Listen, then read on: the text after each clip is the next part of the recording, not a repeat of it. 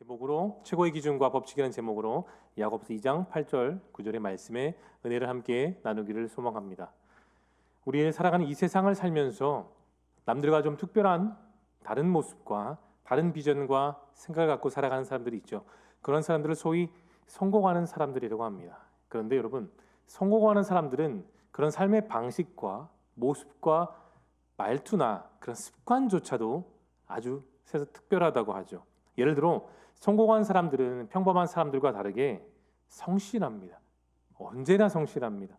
1년 365일 어떤 상황 속에서든지 목표를 향해 나아가죠. 남들보다 성실하기 때문에 목표를 향해서 더 구체적이고 진취적으로 나가는 사람들이 성공하는 사람의 첫 번째 키워드 성실함입니다. 여러분 잘 아시죠? 게으르게 행동하는 사람 치곤 성공하는 사람은 결코 이 세상에 없습니다. 또 다른 특징을 보면 성공하는 사람들은 실패를 두려워하지 않아요. 도전하는 정신, 불굴의 의지로 계속해서 목표를 향해 나아갑니다. 여러분 인생을 살면서 이러한 성공하는 법칙도 있죠. 근데 성공하는 법칙 말고 망하는 요령이 있다는 것도 아십니까? 성공의 가도를 열심히 가면서도 그 넘어지는 요인 중에 하나가 있어요. 지나침입니다. 지나침. 도를 넘어서 버리는 거죠. 분명히 성공했습니다. 남들도 다 인정했어요. 사랑하는 가족들도 성공했음을 인정합니다. 근데 벌만큼 벌고 누릴 것 다 누림데도 불구하고 더 많은 것을 갖기 위해 더 높은 자리에 올라가기에 집착해서 성공이 아닌 잘못된 것으로 넘어가기 때문에 결국은 실패하고 말죠. 여러분이 잘 아시는 얘기를 한번 하고 싶습니다. 어릴 적에 이소부화로 많이 들으실 텐데요. 황금알을 낳는 거위 들어보셨죠? 그 주인은 하루에 한 번씩 황금알을 낳는 거위를 봤습니다.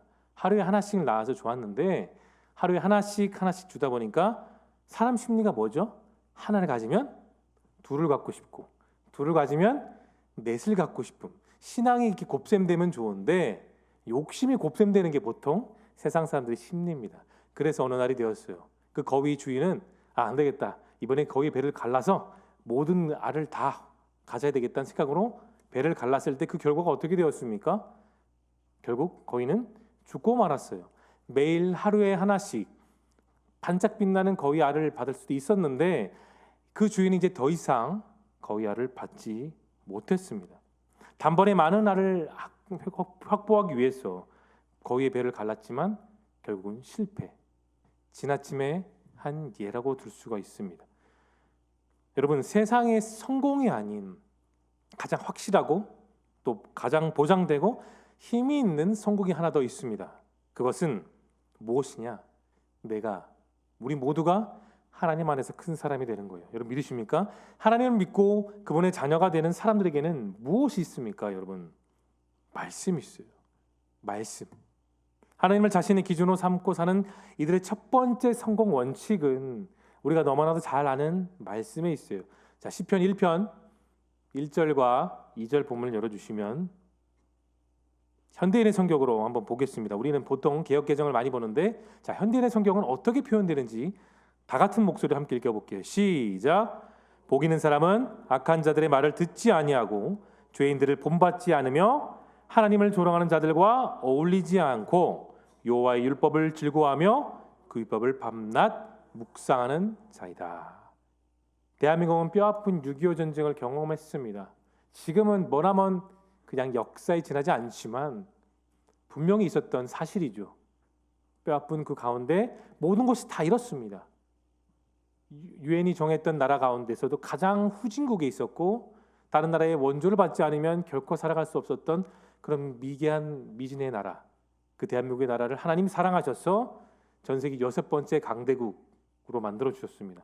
그리고 세계 속에 가장 초고속으로 성공했던 여러분 그 이유가 무엇일까요? 경제학자들, 전문가들은 다양한 이유를 들지만 저와 여러분에게 있어서 우리 신앙적인 모습으로 봤을 때, 우리 신앙의 관점으로 봤을 때 이 대한민국이 성장할 수 있었던 결정적인 이유는 단 한 가지입니다. 하나님이 대한민국을 사랑하셨어요. 그 6.25 가운데 아무것도 없는 그런 가운데 우리의 할머니, 할아버지들은 글자 하나도 잘 모르셨지만 예수님, 말씀, 성경, 찬양 그것만 붙들고 기도하면서 사셨습니다. 그 믿음 하나로 끝까지 사셨기 때문에 그분들의 헌신과 그런 눈물과 희생이 있어서 이 대한민국은 우뚝 설 수가 있었답니다. 여러분 그뿐일까요? 4년 전 2019년도 정확히 말하자면 겨울이었죠. 한 나라에서 시작된 코로나가 전 세계를 뒤엎었습니다. 그 위험한 상황 가운데 모든 세계에 있는 교회들이 무너지는 그 상황 속에 하나님은 여전히 대한민국을 사랑하셔서 다시 교회를 일으켜 주시고 가정 예배 회복을 통해 가정의 소중함, 그 가정에서의 예배의 소중함을 다시 깨닫게 해 주셨습니다. 우리는 그 속에서 믿음을 지켜갔죠. 사랑하는 성도 여러분, 하나님께서 축복하지 않으시면 아무리 신앙심이 깊고 부지런한 삶을 산다고 해도 여러분 우리는 세상 속에서 결코 승리할 수가 없어요. 어느 누구도 예외가 없습니다. 하나님이 우리를 지켜주셔야 우리는 승리할 수가 있습니다. 우리는 이 시편 1편 1절 2절 말씀을 눈 감고도 쓸 수 있습니다. 그 정도로 우리는 잘 알아요. 잘 외웁니다. 또 담임 목사님께서 그 봄 신방하실 때도 이 말씀으로 신방을 하신 적도 있으시죠. 그런데 왜 우리는 하나님의 말씀을 늘 가까이 하고 입으로 외치는데도 불구하고 주님의 기준으로서 성공하지 못할 것일까요? 우리는 보통 시편 1편의 말씀을 보면 복 있는 사람들하고 그냥 2절로 넘어가 말씀을 묵상한 사람이 복 있는 사람이지 보통 그렇게 인식합니다. 중간 과정을 살짝 빼기도 하죠. 근데 여러분 시편 1편 1절과 2절을 잘 보시면 인생의 법칙, 성공의 팁은 2절에 있는 게 아니라 1절에 있습니다. 자, 1절 개역개정으로 다시 한번 보겠습니다. 여러분의 목소리도 크게 읽어볼까요? 시작.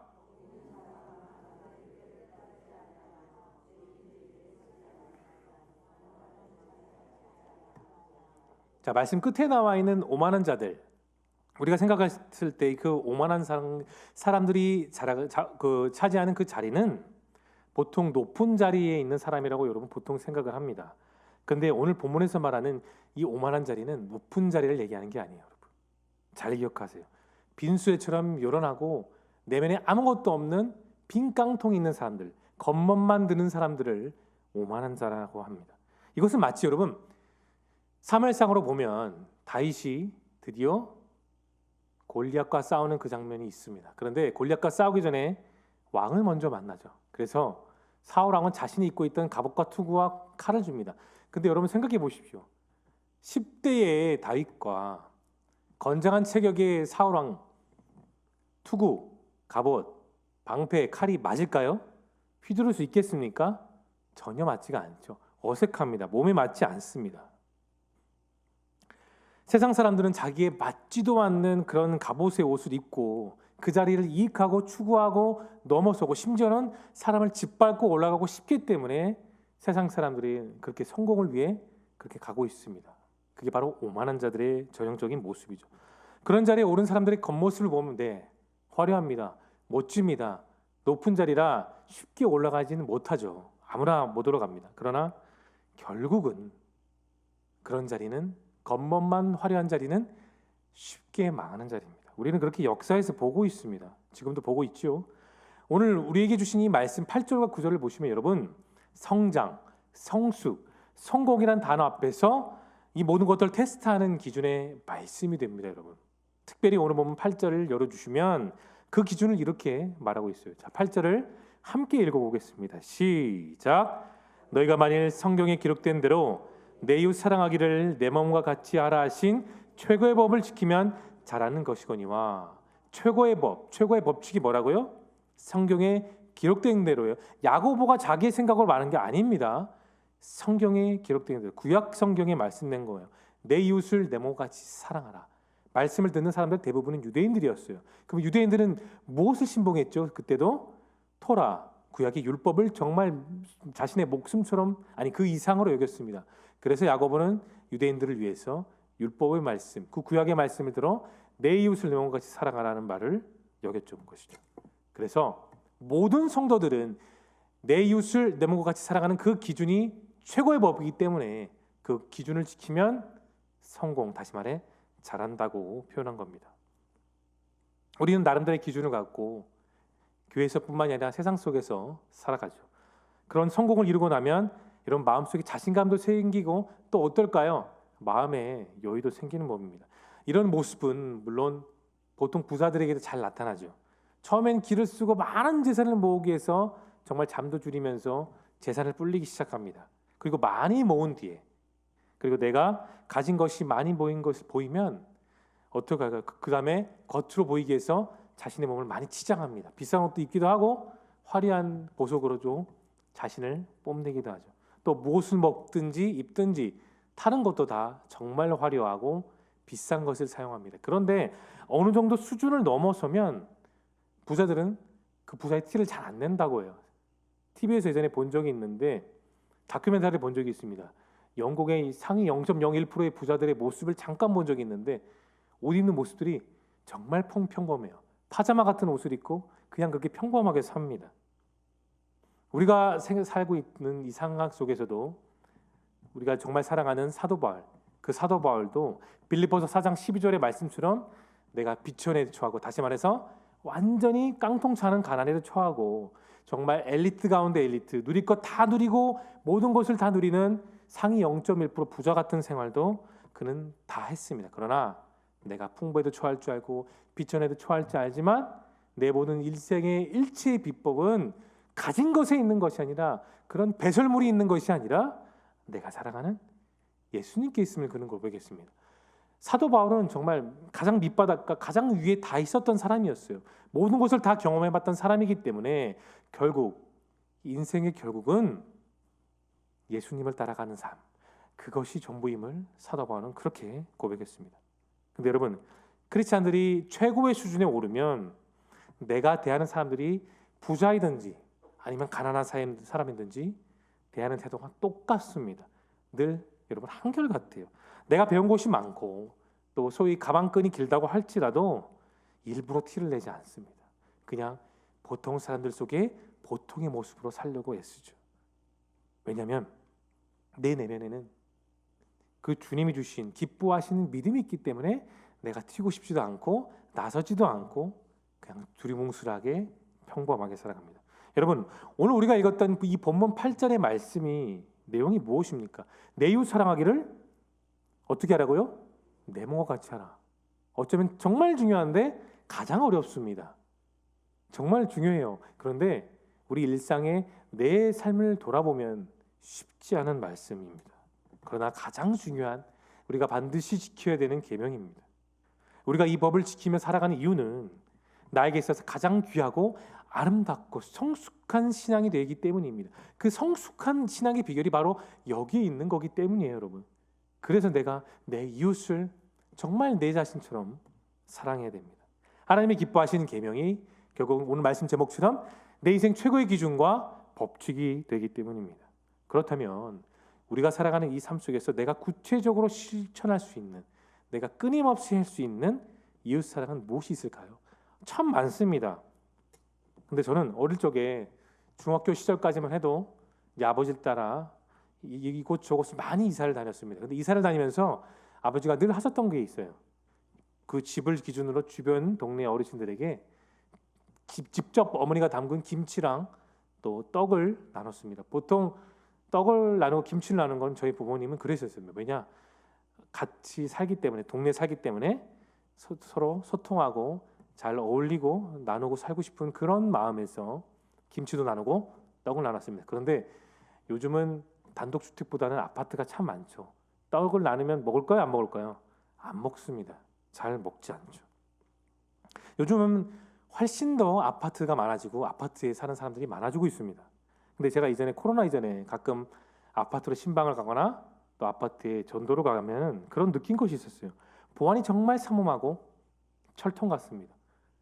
그 경비 아저씨가 보통 물어보면, 조금 비싼 아파트 가면 경비 아저씨들이 눈치를 많이 줍니다. 그리고 어디서 왔냐고 하면, 교회에서 왔다고 하면 빨리 가라고 하는 분들이 좀 참 많았어요. 위층 아래층 그렇게 서로 소통이 없다 보니까 예를 들어서 층간소음이 있으면 쉽게 잘 다툽니다. 그런 삶의 모습을 보다가 여러분, 우리가 성경을 보게 되면 우리가 오늘 본문의 말씀처럼 내 이웃을 내 몸과 같이 사랑하는 그 말씀을 우리는 쉽게 자주 만납니다. 보통 사람들은 내가 남을 사랑한다고 할 때 그런 기준이 있어요. 자기 취향과 성격과 또 출신이 비슷한 사람끼리 잘 어울리고 서로 만나고 호감을 갖고 그렇게 사랑을 하죠. 하지만 오늘 본문의 말씀은 단순하게 취향, 출신 그런 거로 사랑하러 가지 않습니다.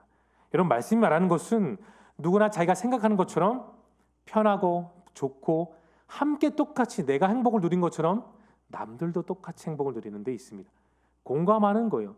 나와 똑같은 긍정의 감정을 나누고, 나와 똑같은 사랑의 감정을 나누고, 나와 똑같은 기쁨을 나누는 것. 그게 오늘 본문의 핵심입니다. 내가 행복한 것처럼, 내가 편하고 아늑하고 기쁜 것처럼 내 주변의 모든 사람들이 나와 똑같은 감정과 나와 똑같은 생각과 똑같은 입장에서 기뻐하기를 원하는 것이죠. 많은 사람들은 그렇게 생각합니다. 나만 행복하면 되지. 우리 가족만 행복하면 되지. 왜 굳이 내가 다른 사람과 말을 섞어야 되고 그들과 행복하게 잘 살아야 되는지를 대부분 사람들은 잘 이해하지 않아요. 나만 잘 살면 돼. 내 가족만 잘 살면 돼가 요즘에 그런 모습입니다. 그러나 하나님 우리들에게 여전히 똑같이 말씀하세요. 내가 행복하고 존경받고 기쁘게 살기를 바라는 그런 마음이 다른 사람도 다 똑같다는 겁니다. 내 마음처럼 다른 사람들의 감정도 바램도 다 같다고 말이죠. 그런 예수님의 마음을 표현했던 게 오늘 본문의 야고보 사도가 말했던 겁니다. 여러분, 교회에 오는 사람들은 어느 누구나 예외할 것 없이 학이나 지위, 외모로 차별받지 않아야 된다고요. 교회에 왔다는 것은 하나님이 그 사랑하는 생명을 부르신 부름이 있고요. 여러분, 교회에서 예배를 드린 거는 바로 그 사람이, 그 한 명 한 명의 사람들이 하나님께 영광 돌리기 위해 예배를 드린 겁니다. 여러분, 믿으십니까? 우리가 지금도 교회에 나와서 예배를 드리는 이유가 무엇일까요? 다 각자의 목표가 있고 생각이 있고 교회에 오는 이유와 목적이 있지만 가장 궁극적인 목적은 이 예배에 임재하신 하나님을 만나기 위해서입니다. 다 똑같아요. 교회가 하나님의 영광이 충만할 때, 그 충만한 영광이 각 가정으로도 계속해서 전달되고 또 전달될 때에 비로소 우리는 성숙하게 됩니다. 그렇게 해야 성숙해요. 날마다 그렇게 우리가 해야 우리의 신앙은 성숙하게 됩니다. 교회 안에서 하나님의 영광을 누리며 살아가야 비로소 우리는 서로 정말로 피 한 방울 섞이지 않은 옆의 지체라고 할지라도 우리는 비로소 그 사람을 이해하고 용납하고 공감하며 사랑할 수가 있습니다. 그런데 만일 이 거룩한 교회 안에 하나님의 영광이 가득한 것이 아니라 여러분 사람의 영광이 가득하게 된다면 교회는 어떻게 될까요? 우리가 아무리 1년 365일 교회에서 숙박하고 먹고 자고 한다고 할지라도 하나님의 영광 대신에 사람의 영광이 가득하게 되면 그분의 영광을 우리는 누릴 수가 없어요. 우리 인생을 위해서 하나님은 늘 우리 각자에게 갖고 계시는 관심이 있죠. 우리는 그냥 도덕적으로 법적으로 책임을 잘 지는 그런 존재가 아니야. 내가 하나를 받았으니 다른 사람에게 하나를 줘야 된다는 그런 계산적인 사고방식도 아니라 오히려 다른 사람에게 하나님에 대한 호기심과 관심을 줄 수 있는 존재, 영적으로 깨어있는 존재, 그렇게 깨어서 내가 받은 그 예수 그리스도의 사랑을 그냥 내 마음속에 품고 사는 게 아니라 내가 받았으니 또 다른 사람이 흘려보내는 사랑의 통로, 은혜의 통로, 기쁨의 통로가 되기를 하나님은 누구보다도 원하십니다. 그리스도를 닮는 인생은 여러분 위로를 베풀고 누구보다 주의 사람을 철저히 사랑합니다. 뭐라고요? 따라볼까요? 철저히 사랑한다. 말씀을 지키는 것처럼 우리는 그렇게 철저하게 사랑을 지켜야 됩니다. 여러분 그거 아십니까? 내가 겨우겨우 짜서 만드는 사랑과 주님이 이끌어 주신 사랑은 세상 사람들이 잘 알아요. 더 잘합니다. 내가 정말 관심 있고 적극적으로 하는 사랑인지 아니면 진짜 억지로 짜서 행주에 짜는 마지막 물을 짜듯이 하는 사랑인지 여러분 세상 사람들 더 잘 알아요. 정말 눈치가 빠릅니다. 소름 돋게 잘합니다. 그러나 내가 하나님의 이끌림 속에 하나님의 감동과 사랑을 받은 사람이라면 굳이 티를 내지 않아요.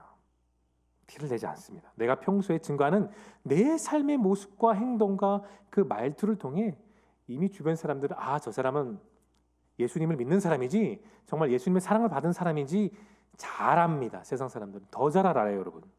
그래서 전도 축제를 앞에 두거나 어떤 특별한 행사가 있어서 이웃에게 다가가서 선물을 주거나 어떤 행동을 해도 우리는 두렵지가 않죠. 이미 그들을 초청하기 전에 내 삶의 모습, 그들에게 보여져 있던 이미 평상시에 내 크리스찬의 모습은 이미 사랑으로 가득 차기 때문입니다. 그래서 여러분, 우리는 두렵지가 않아요. 왜냐? 우리는 늘 그렇게 사랑을 표현하고 사랑의 눈빛을 주고 사랑으로 감정 표현하고 있기 때문입니다. 중요한 것은 내 사랑이 아니에요, 여러분. 내가 받은 그 아빠, 아버지, 우리 친아버지 되신 예수님의 사랑인 줄로 믿으시기를 축원합니다. 사랑하는 성도 여러분, 그렇게 그리스도에 붙들린 인생은 다른 사람에게 하나님에 대한 새로운 생각을 자극합니다. 관심을 주고요, 흥미를 주고, 어떻게 하면 내가 저 사람처럼 살 수 있을까? 그럼 예수님 믿으면 되겠구나. 그런 생각을 하게 됩니다. 우리가 어떻게 순종해야 하나님이 우리의 삶을 좀 더 편안하고 성공적인 인생을 살게 할까? 우린 거기에 몰두하는 게 아니라 정말로 성도로서 고민이 된 문제는 우리가 어떻게 날마다 순종해서 그 하나님의 탁월하심이, 그 하나님의 우리를 향한 사랑이 우리의 삶의 현장에서 좀 더 분명하게 세상 사람들의 눈높이에 그들의 이해에 우리가 이해를 보여줄 수 있을까? 우리는 늘 고민해야 됩니다. 내 신앙도 점검하고 우리 교우도 점검하고 우리 교회, 우리 믿음의 공동체도 점검하고 아끼는 것도 필요하지만 여러분, 이제는 좀 더 발걸음을 밖으로 내다보시길 바랍니다. 성도에게, 그리고 교회에 있어서 가장 최고의 법을 말했던 사도 바울은, 야고보는 이어서 9절에서 정말 중요한 말을 합니다. 자, 우리 9절 본문 열어볼까요? 9절 본문을 우리 크게 같이 읽어보겠습니다. 시작. 만일 너희가 사람을 차별하여 대하면 죄를 짓는 것이니 율법이 너희를 범법자로 정죄하리라. 자, 제가 설교 초반에 말했습니다. 이 말씀을 듣고 있는 대부분의 성도들은 유대인들 출신이 참 많았어요. 자, 유대인들 율법을 신봉했습니다. 근데 율법을 못 지키면 모세는 어떻게 했죠? 반드시 법을 내리라고 했어요. 그런데 오늘 본문을 보면 차별하면 율법이 당신들을 범법자로 만듭니다라고 엄히 경고했습니다. 교회를 방문하는 사람들에게 있어 차별하면 어떻게 되는 줄 아십니까? 하나님의 영광을 가리는 거예요. 물론 이단을 맞는 것은 당연합니다. 그러나 이단을 제외하고 교회를 방문하는 사람들에게 차별하는 것은 정말로 위험합니다. 우리가 가장 경계해야 되는 것은요, 여러분 죄송합니다만 돈 있는 사람과 돈 없는 사람에 대한 차별입니다. 성도들뿐만 아니라 세가족으로 오는 분들, 교회에 오는 분들은 다 똑같습니다. 영원 구원, 갈급한 심령으로 내가 예수님을 만나야 되는 그 심령으로 교회에 옵니다. 이것은 우리 역시 마찬가지죠. 하나님을 만나야 되는 나름대로의 절박한 심정, 애타는 마음, 영혼이 깎이는 심정은 다 있습니다. 그럼에도 불구하고 만일에 외모나 직업이나 가진 정도로 우리가 차별을 하게 되면 그 당사자는 회복하지 못하는 아픔 속에 영혼이 교회를 떠나 하나님의 영광을 가리는 결과가 되는 건 줄 여러분 기억하십시오. 그래서 이 심각한 내용을 알고 있었던 사도 야고보는 11절에서 이렇게 말합니다. 11절 본문 열어볼까요? 자, 11절을 여러분이 한번 읽어보겠습니다. 시작.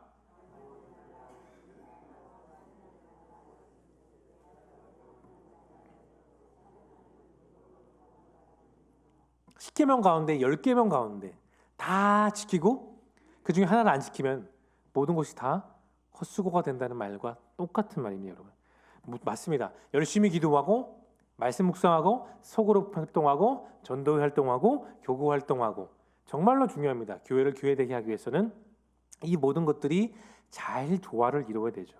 신앙생활 하는 데 있어서 정말 중요합니다. 저는 먼저 말씀드렸어요. 그런데 교회 안과 밖에서 작은 예수 사람으로 본이 되는 삶, 그것 역시 늘 신경 써야 됩니다. 늘 교회 안과 교회 밖에서의 내 삶의 모습. 근데 여러분, 그런데 마음 한편에는 여전히 부자들이 좋고 배운 사람들이 더 마음에 드는 것도 있어요. 물론 사람이기 때문에 나에게 있어서 더 좋은 사람이 있고요. 내 스타일, 내 대화, 소통의 방식이 잘 통하는 사람들은 다 있습니다. 사실이에요. 뭐 그런 사람들과 있으면 굳이 스트레스 받지도 않고 마음도 편안하죠. 그래서 보통은 그런 사람들과 어울리기를 선호합니다. 그러나 우리는 이런 생각과 이런 마음을 여러분 넘어서야 됩니다. 그리스도인이라면, 내가 하나님의 사랑을 받은 사람이라면, 내가 좋아하는 사람, 내가 쏙 마음에 드는 사람만 사랑하는 게 아니라 힘들어요. 맞습니다. 그러나 그 반대편의 사람도 내가 따뜻한 시선으로 바라봐야 되고, 내가 따뜻하게 더 표현해야 되고, 내가 더 사랑하고 보듬어 줄 줄 알아야 됩니다. 왜냐고요? 여러분이 이미 예수님의 사랑을 받은 존재이기 때문입니다. 그래서 우리를 교회로 부르셨어요. 교회가 아니면 우리가 굳이 왜 내가 싫어하는 사람과 어울리고 싫어하는 사람과 눈을 마주쳐야 되고 싫어하는 사람과 한 공간에서 숨을 쉬겠습니까? 부담되는데요. 마음이 부담이 되는데요. 그러나 하나님이 그 사람도 사랑하라고 여러분을 그리고 저를 우리 사랑하는 교회로 부르셨습니다. 그 부르심에는 여러분 단순히 직분에 있는가 아니면 교회 연수에 있을까요? 전혀 없습니다. 직분을 넘어서 교회 연수를 넘어서 주님을 만나기에 모든 성도들은 다 그분의 사랑 때문에 온 것입니다.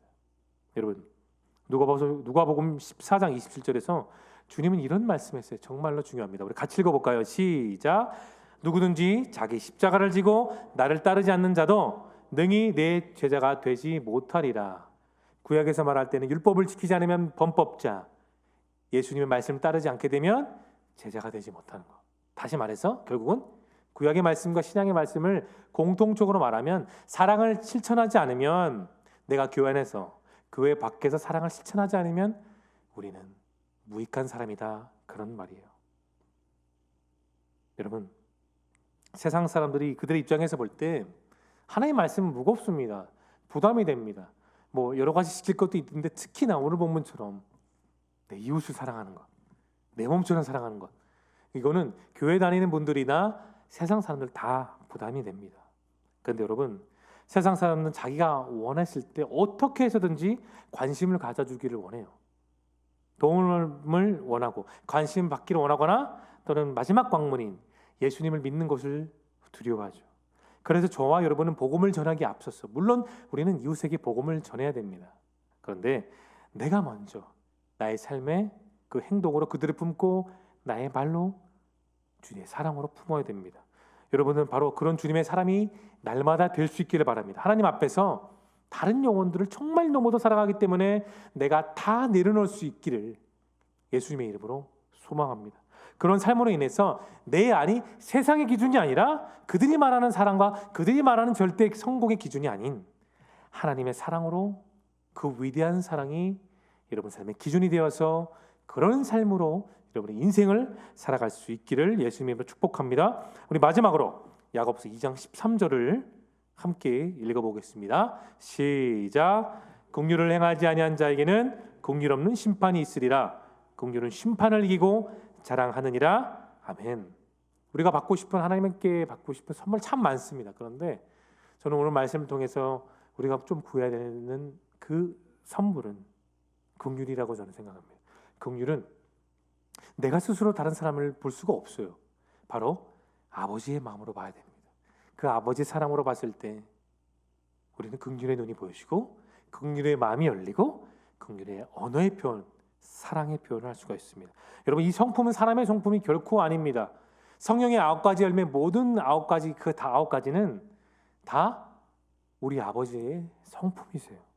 그런 긍휼함으로 내가 주변의 사람들, 태신자들, 믿지 않은 가족들을 지속적으로 품을 수 있기를 바랍니다. 말씀을 정리하겠습니다. 교회 안에서나 밖에서나 우리에게는 세상의 기준이 없어요. 아버지의 기준, 최고의 법칙인 사랑입니다. 오늘 우리는 하나님 앞에서 사랑을 받았고 또 베푸는 그런 존재로 교회에 모였습니다. 여러분 내가 주님의 사랑을 받았음을 여러분 기억하십니까? 선명히 기억하시죠? 그렇다면 나 역시 그 사랑을 받은 사람으로서 그대로 그 사랑을 전하는 전달자가 되어야 됩니다. 이것이 바로 내 인생의 가장 최고의 법칙, 최고의 사랑입니다. 이와 같은 은혜들이 여러분의 삶 가운데 날마다 더해질 수 있기를 예수님의 이름으로 축원합니다.